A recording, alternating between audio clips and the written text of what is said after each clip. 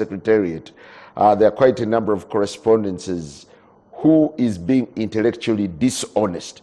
We'll be discussing this and more in the front line, and I'm joined by Honorable Asmani Basalirwa, President of the Justice Forum and Member of Parliament for Bugiri Municipality, Mr. Leonard Egesa, a self-proclaimed political strategist. Who proclaims them? Well, I was an analyst, but he corrected and said he's a strategist. Honorable Ofono Opondo, the NRM flag bearer for older persons from Eastern Uganda. He's a frontline. He was an analyst in Kira Municipality and Chief of Party in the PFF. Good to have you all. Well, Chief of Staff. Chief of Staff, spokesperson, brand chief, right? You see, when you're a president of Uganda, there are functions. Every function doesn't become a title. Last time you reminded me. I am chief of staff. Mm-hmm. My work includes speaking for the party, but also I am the brand master of the party. So those are just functions. Well, good to have you all. Honorable Basalirwa, lately you've been in the news. Of course, you suffered the wrath. You are among the casualties of the onslaught of the National Inter-Platform. Mm. To what extent does do the remarks of Honorable Robert Kyagulanyi while in Bugiri shape or define the trajectory of his campaigns? Well, I would prefer really that you help me focus on more national issues and more substantive issues, more national issues. Okay, one of the key ingredients of what has shaped the campaigns 3 weeks down the road is the campaign of maligning people. For instance, you've been branded as a sellout who should not be voted back to Parliament. And it's been typical of several other rallies where a number of opposition members have been derided in the same sense. What does it mean? Well, I think, Simon, in my case, I have been branded a sellout for very many years. In fact, when I contested for Guild presidency in 2000 at Makerere, and I was eventually voted on the 17th of April, 2000, those allegations were there. You know, the politics in our time, obviously some people have not outgrown it. We used to have what we would call malice and sabotage committee in guild politics. Now some of our colleagues have not outgrown that kind of politics. They want to, to transfer it into national politics. That is really diversionary. I would prefer that presidential candidates and the panelists here focus on really substantive and national issues. I don't want to make, Bobby Wine a topic anymore. He made an allegation, I responded, I have closed the chapter. I really don't want to make him an issue. Okay. Because he has his own challenges. So I would prefer that, we let it pass. Don't, Haji Naduli would say, don't smallerize me to mean. So please, no. Let's focus on more serious issues. Okay. But I think that's very critical. The tone, the messaging. Politics is a contact sport. You can't run away from that fact. Being a contact sport, there are hardy tackles here and there. Even President Museveni has deployed that tactic. Yeah, like he says, they attacked him, he hit back, and he put the matter to rest. So I think... could it be one of the defining key things in the 3 weeks of political campaigns? And what else are you seeing on the radar? Well, first of all, if I were a presidential candidate, and I will assure you I will be, as long as I'm alive, inshallah, I would really be focusing on issues in my manifesto, issues that affect the country. Individualizing politics or politicizing individuals, in my view, would be a very secondary and peripheral issue. I know there are some people who thrive on blackmail, character assassination, and especially people who have had a history of celebrity life. You know, they take pride in, you know, Kuisa Mwegali. It's synonymous with people who are coming from a certain orientation. Now, for us who have been structured and programmed and trained through political processes, you know, Simon, when I came to Parliament, Honorable Chanjo sat me down the late for about 3 hours. And he was telling me the do's and don'ts in Parliament. That's why, for example, you will not find me having loans in Parliament. You know, he was telling me, if you cannot do things in the 25 million, even if you got 100 million, you will not do. So we had an opportunity to go through orientation of some of the best legislators in this country. We have grown through some of the best politicians in this country. So that's why we are different. And because we are different, we are not easily understood. Now, people coming from some orientations that, you know, are not very clear and certain will begin, you know, smallizing issues, to quote Haji Naduli. So I would prefer, Simon, that we focus on more national issues. And my message, by the way, to those seeking the highest offices in the country, please focus. Focus on the national issues. Focus on your agenda, what you plan to do for the country, and let people listen to you.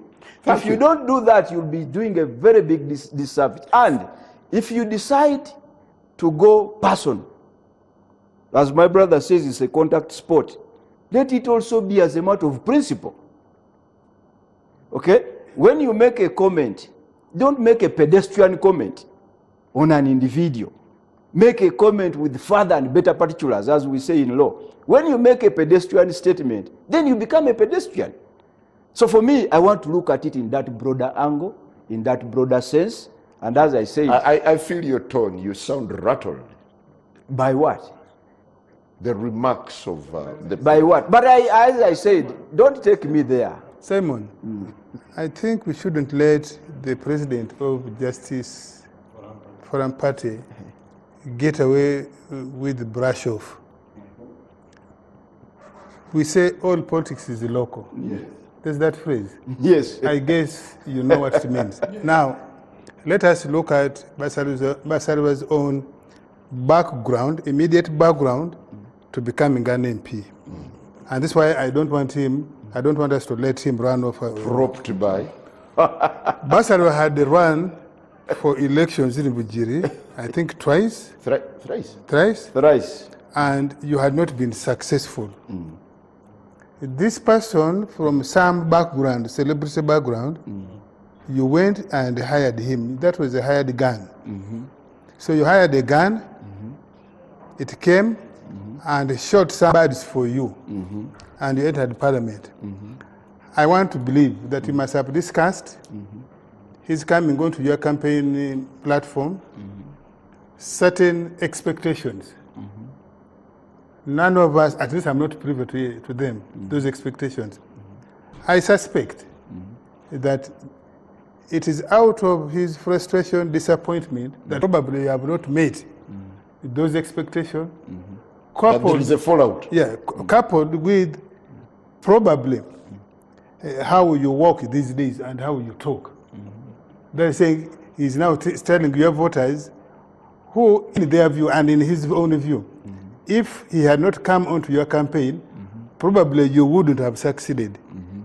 And so that's why he thinks, and he tells people publicly that you have been a letdown.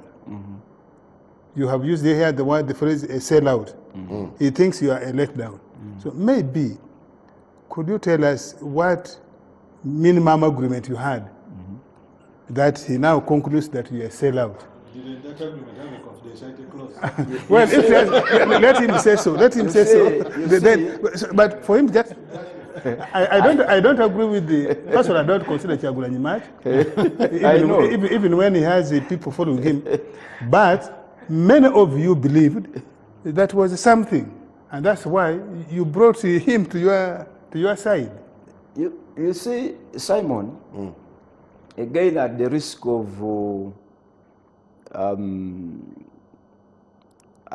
of repeating myself, I really didn't want to go the OO way. But let me make two issues very clear. Bobby did not come to Bujiri out of the blue. Bobby came to Bujiri because I had been in Chadon. In fact, I was the only opposition political party leader who had openly gone to his campaigns in Chadon. The FDC political leader was not there. The UPC political leader was not there. The CP political leader was not there. The DP political leader was not there. It was Basari. So I think that must be understood. That he came as a payback. It was not out of the blue. That's one. Number two, you know very well that I was not contesting in the Bujiri municipality before. I was contesting in Bukoli North constituency. So when this municipality was carved out, where, by the way, all those times that I was losing, in that particular municipality, I was always winning. So I would win in the municipality and lose in the rural areas because there's a lot of politics you do UNRM in those rural areas. So in that particular municipality, where you pass, by the way, you know that all the times I was contesting, I was winning it. Then I would lose in there. So when the opportunity came and the municipality was carved out, I said, this is now a God-given chance. My stronghold has now been made a constituency. And I had to go out about it. But three, I want you to be very honest, and Ibra is there. You cannot count 10 best performing MPs in parliament and you leave Basari out. You cannot. In fact, for the record in this... Yeah, but in his judgment... No, let me make my point. That's why I said, even if you are to engage in personal, attacks, they must be objective and principled. And I will come to that. So, in this 11th parliament, there is no member of parliament. There is no member of parliament who has brought more private members' bills Basari. Is not there. So even if you are looking at legislative quality, you cannot wish away Basari. So if you are telling people vote him out, okay? Maybe it's not after legislative quality. Yeah, but that's what your contribution to the cause. It could be similar to Bashir Kaziwe. Maybe you agreed to give him money. And you did not. And this was the story I hear about Bashir Kaziwe. No, there was no agreement. And many people, even in Inub, he's kicking them out. Even what, from the ordinary eye, we see as good legislators.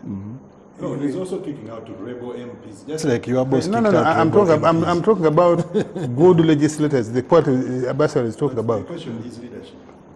Pardon? Yes. Yeah.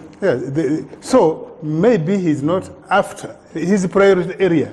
Is not part of legislation that you are shaping. That's why I said, when you make an accusation, make further and better particulars, so that we are in position to respond to you. When you don't do that, you do a disservice to the country. You never met his expectations. What were they? Do you know them? Do you know them? Because a member of parliament, how have you known Basari? I have been a legal activist. One of my clients is there, Ibra here. All the times Ibra has been arrested, it is me who goes to court. I have not stopped. People I have been representing. That parliament, you see, I have a sizable number of MPs where I offer personal legal services. Honorable Basari, I'll certainly get back to you. Leonard, what's your evaluation of the 3 weeks of the presidential campaigns? Dumb question. I don't know why you are it's quite fundamental. It's quite fundamental. It's one of the ingredients. Maybe he's not interested in my answer.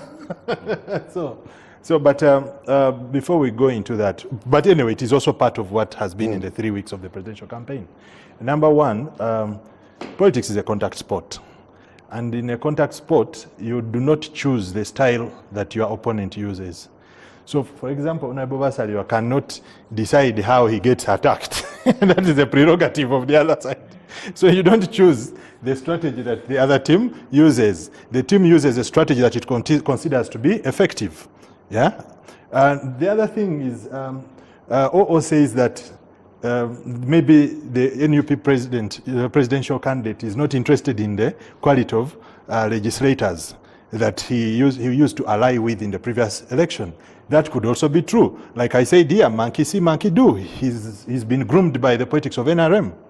President Museveni appeared in Jinja, what is now Jinja Southeast Division, that constituency which is being represented by Honorable Nathan Igeme Nabeta. He appeared there one time in a by-election campaign, and he said, even if you bring me people who sleep, yeah, as long as they wake up and vote, that is better. Yeah. So at the end of the day, the NUP, like any other party, they are in this thing first for numbers. You are a presidential candidate, but you also want to get numbers in parliament. Number two, there is a bit of discipline.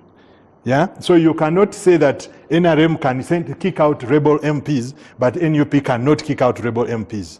Now the definition of rebel can vary from party to party. Yeah. So if rebel is defined as having your own independent mind and expressing it publicly, and yet it is contrary to what the party leadership or the party president believes, that so be it. That is how they define rebel. Yeah, but in your assessment, what's been typical of the 3 weeks? No, the 3 weeks, like I shared here before, the 3 weeks, you see, the NUP came with a certain frame of the NRM's way of doing political campaigns. They expected that it will be a fight between them and the security forces. Now, if you come with a certain template, you have framed your opponent in a certain way. You come to the field and you find the opponent has changed tact. Yeah, you become clueless, and at times you can actually get lost. So that is why people are saying the campaign is boring. People are saying the campaign needs some injection of tear gas. You have had this sentiment in the population. This is what they are used to. They are used to having these kind of things. So NUP came with a template. Yeah, they came with a template. And they were outsmarted. Now they need to go back. He has raised a very substantive issue, that they need to talk about national issues. So they had not anchored their presidential campaign on articulating issues, or in other words, driving the narrative that is going to shape their presidential campaign. So they came with a victim card. Yeah. Now, the victim card cannot apply when the aggressor, the assumed or the presumed aggressor, does not behave the way you expected them to behave. Yeah. So the moment that the aggressor pulls the sting out of the game, then you are lost. So they need to go back, have a proper strategy, craft their own narrative. Let me give you an example. I think you want us to talk about it later, but let me give you an example. This whole IPOD issue, it demonstrated one thing, that the NUP lacks a strategic advisory team for their presidential campaign. Why would you allow such a thing to stick in the media? They would have diverted their attention a long time ago by bringing something different. Number two, even the way they did it, you don't just wake up and say... So you think it's overshadowed even the little issues that... The IPOD issue has now overshadowed, so people are now accusing them of having run short of funds to run the presidential campaign. So what would they have done differently? If they had a strategy team, what they could have done is, first of all, the leadership does not come out to own such a sensitive issue, which is most likely going to backfire in most cases. People are going to say it is all about the money in IPOD. Yeah. So what you do, you get a court jester. The politics of getting court jesters is not new.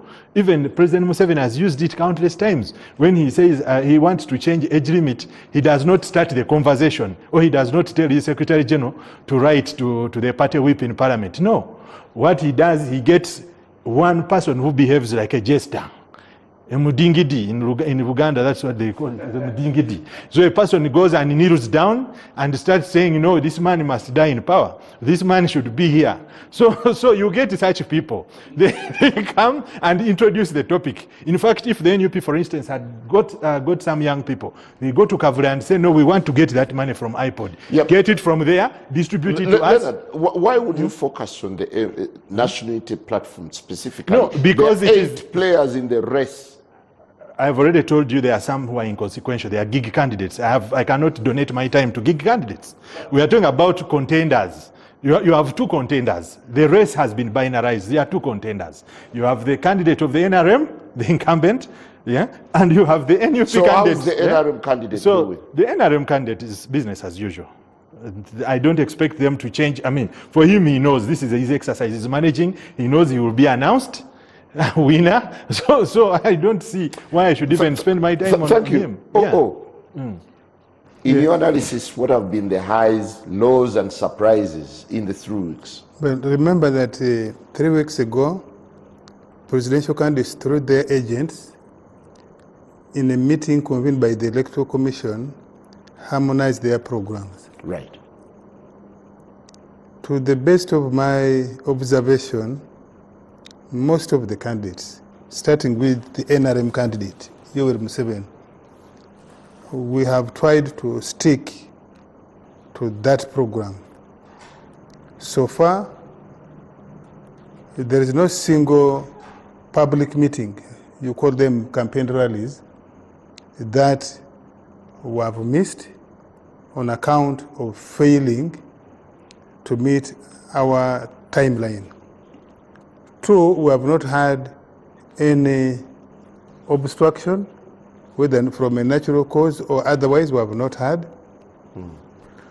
We had done meticulous planning and said our campaign this time round is going to be anchored on the party structure, the secretariat, the district, the sub-counties, the parishes, and the village committees.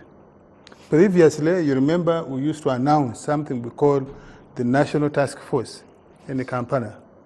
This time we don't have it. That, in my view, so far... Which team is Chigongo leading? Chigongo is the national vice chairperson. He doesn't lead any team at all. I thought he's head of the campaign. No. The heads of the campaigns are done by the districts, district committees of NRM. The district committees of NRM will have what we call the mainstream. And then we have 8 leagues: veterans, historicals, workers, women, youth, PWD, elders. Those are the ones that do the mobilization. So far in our assessment, our meetings, our public meetings, the presidential public meetings, have been well attended. Well attended by the local NRM supporters and members of the public who are curious to hear what is this candidate coming to tell us this time round. Well attended by new voters. They are being supported by the national infrastructure. That's why you have seen 3 people who are constant, particularly now in the northern region, because they come from that side. The Secretary General, Honorable Richard Todwong, Hamson Oboa, the Government Chief Whip, and also our National Vice Chairperson for Northern Region, and the Speaker of Parliament, the Right Honorable Anita Among. They have been a constant. 4, there's another group. The other national leaders, but from different regions. You have seen the chairman of Western Region, you have seen the chairman of the leagues, and then the 5th category, the parliamentary flag bearers. Parliamentary flag bearers because parliamentary flag bearers are high flyers. They are visible. If you have Ofono Pondo, who people have been hearing on radio and watching on TV, but is in Amolata, when Todwong says we have Ofono Pondo, the crowd surges. They want to see, they crane their neck. They want to see this. Yeah, they want to see. So yeah, it's a crowd puller. So you bring those. So our meetings generally have been well attended. I think beyond our own expectations. So what is the extraordinary so far? What's extraordinary? Yeah, what do you find extraordinary in this? Yeah, the style of the campaign, particularly these young leaders of the NRM, the Todwong group. Those are, in my view, I call them young because they are like 10 years younger than me, 12 years younger than me, 15, many of them are 15 years younger than me. They have injected in new energy. This is the first campaign you see that those leaders are there holding hands, and it is more like a rumba, politics mixed with the rumba. You see they are trying to energize the group you say have been giving us trouble, the young people. You see them. I think for me, that's captivating. I think we are now capturing that ground. I hope we are going to be able, starting from November, once members of parliament have been nominated, the candidates have been nominated, we are going to hold the ground, run with that crowd to the finishing line. So for me, that's a new element. The other element I see, you don't see obvious splashing of soft money. You see logistics, yes. You see tents, you see the platform well done, well decorated and so on, which should be done if you have resources.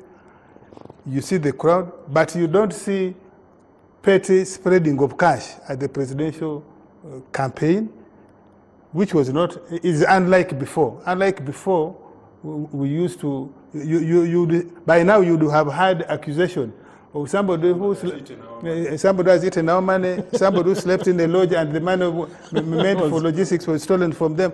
I have not seen that. So I want to credit the team. For us who are getting older and we are watching from a distance, I think they're doing much better than us. What are you eavesdropping from the rival camp? The rival comes, and I want to tie that with him. Particularly the person he says and the third candidate, you know, they have been belligerent. Enough people, Chagulanji's people.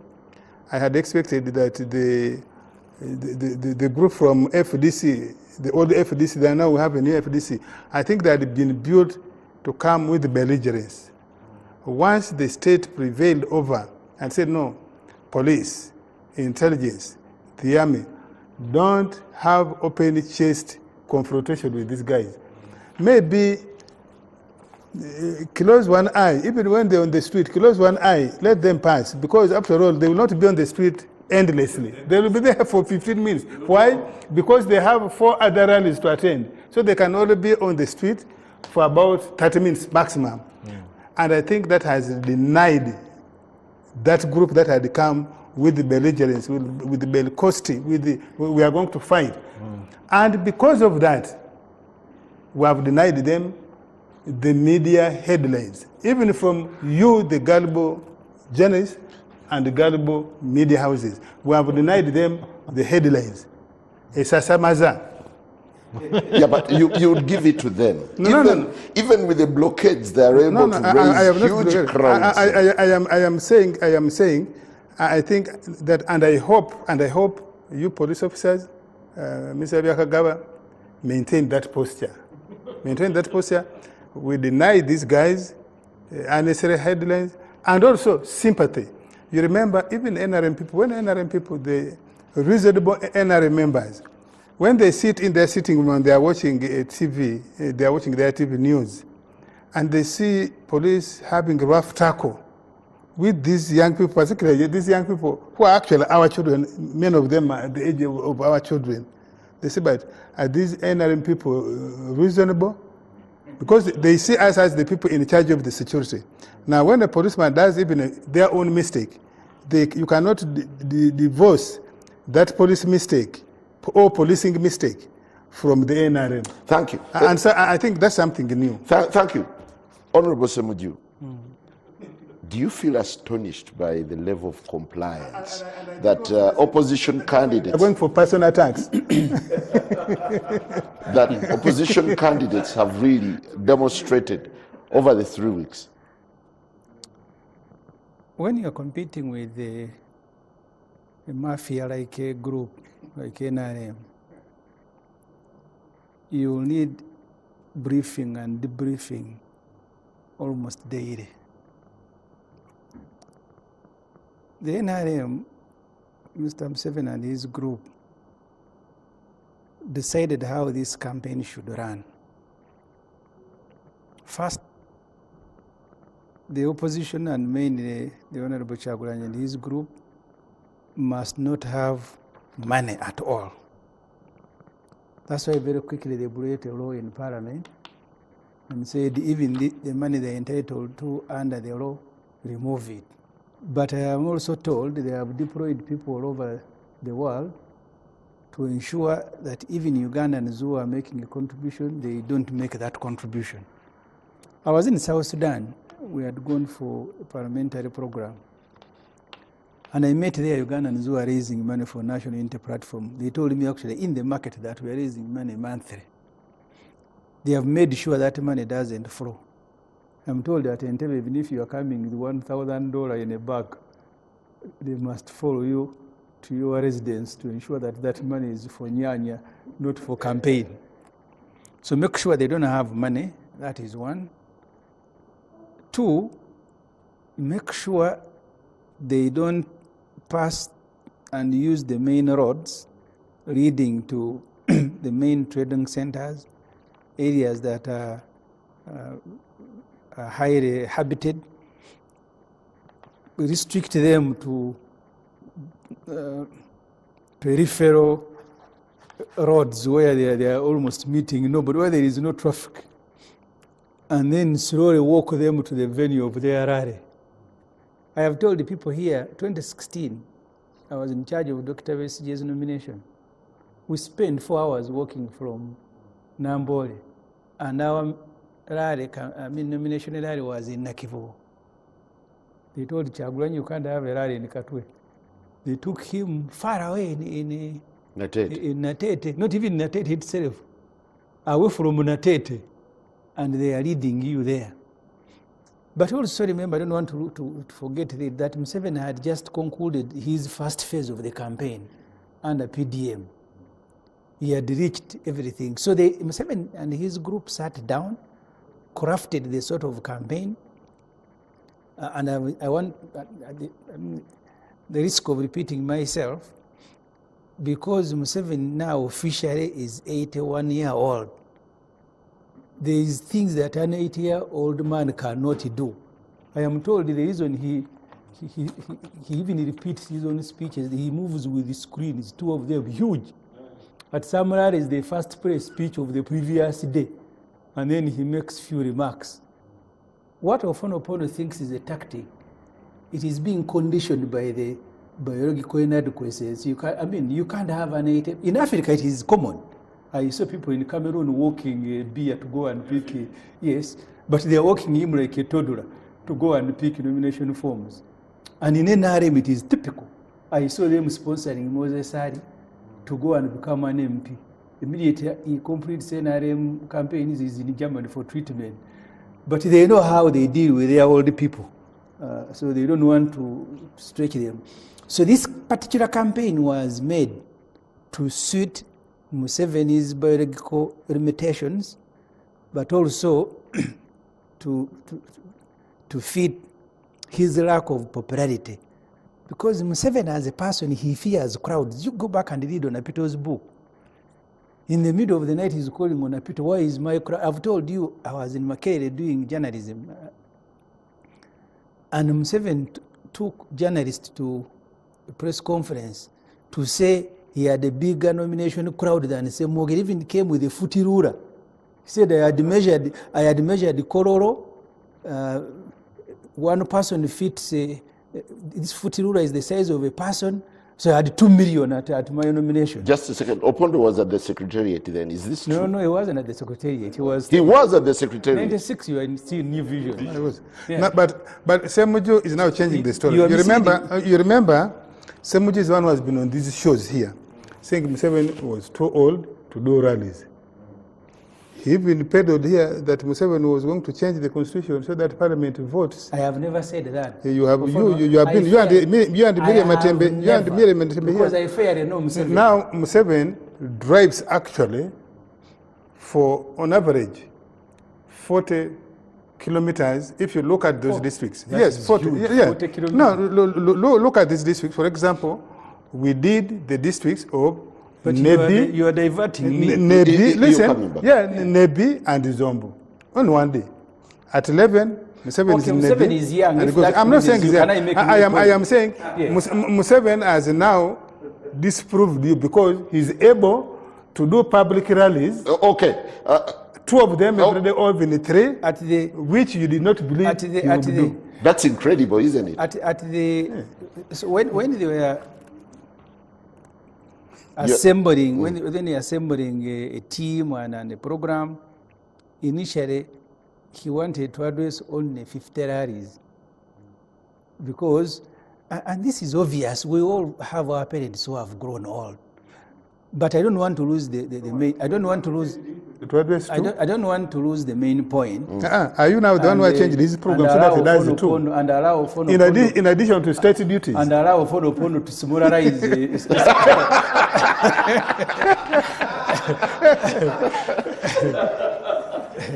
because the issues of Opondo must be answering is not answering. It's now smallizing very serious issues that you are competing with a person, but you are leading him to the bushes. I saw Kyagulanyi in Kaseke, in Kasana, for 2 hours pushing a vehicle which was stuck. But the main road, as I said, was there with no traffic. So that is the tactic that they agreed. Make sure they don't approach the main trading centers using the main road. And they complied. That's why I said at the beginning that when you're competing against Museveni, you need briefing and debriefing. Why? If you don't comply, you may do 10% of the districts. And you can give them credit because you need to make a choice. They have said you will pass here, they have deployed, they met police, they met ISO, they gave them instructions. Make sure they don't do this. And you know, in Africa, even to campaign against these African dictators, it itself looks like a favor. In Tanzania, the competitor is in jail, his party is banned. So, and I was in Dar es Salaam recently. The only posters that are in Dar es Salaam are for Samia. So if you want to compete, because there is a value that you will extract by participation. I am not one of those who believe in boycotting, because that's the only option available. Either, if you want to campaign, you must know the traps they are laying for you. If you fall in those traps, and that's why you saw day 1, I think day 3 of the campaign, police has a press conference. Here, Kyagulanyi, his vehicle was